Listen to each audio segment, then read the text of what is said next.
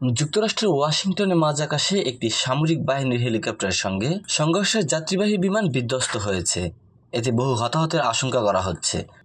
যাত্রীবাহী বিমানটিতে 64 জন যাত্রী ছিল বলে সংবাদ মাধ্যমের খবরে বলা হচ্ছে।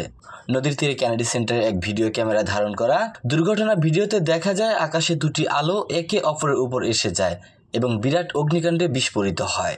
দুর্ঘটনার পর উড়োযান দুটি পোটোম্যাক নদীতে বিধ্বস্ত হয়েছে। এরই মধ্যে উদ্ধার অভিযান শুরু করা হয়েছে। কর্মকর্তাদের বরাত দিয়ে রয়টার্স জানিয়েছে, স্থানীয় সময় বুধবার 29 জানুয়ারি রাতে রিগান ওয়াশিংটন জাতীয় বিমানবন্দরের কাছে আমেরিকান এয়ারলাইন্সের একটি আঞ্চলিক যাত্রীবাহী বিমানের সাথে মার্কিন সেনাবাহিনীর একটি ব্ল্যাক হক হেলিকপ্টারের সংঘর্ষ হয়। টেক্সাসের সিনেটর টেড ক্রুজ সামাজিক যোগাযোগ মাধ্যমে বলেছেন, আমরা জানি যে এতে প্রাণহানি ঘটেছে, যদিও তিনি কতজনের প্রাণহানি হয়েছে তা বলেননি। বুধবার রাতে বিমানবন্দর কর্তৃপক্ষ জানিয়েছে, জরুরি কর্মীরা বিমান দুর্ঘটনার খবর পাওয়ায় সমস্ত উড্ডয়ন এবং অবতরণ বন্ধ করে দেওয়া হয়েছে।